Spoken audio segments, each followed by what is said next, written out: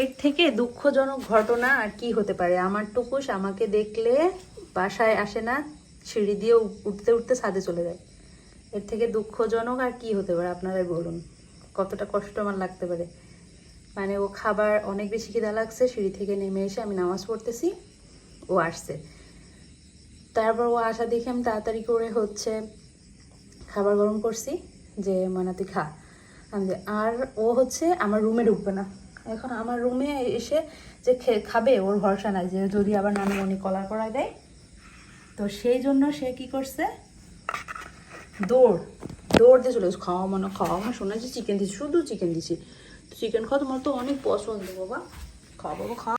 মানে তার এত রাগ, শেষমেশ খাচ্ছে। আমি ঘরে দরজা জানলা বন্ধ করে রুম থেকে বের হয়ে গিয়েছি। তারপর তার দেখছে যে নানু নাই, তারপর সে খাওয়া শুরু করছে। চিন্তা করা যায়।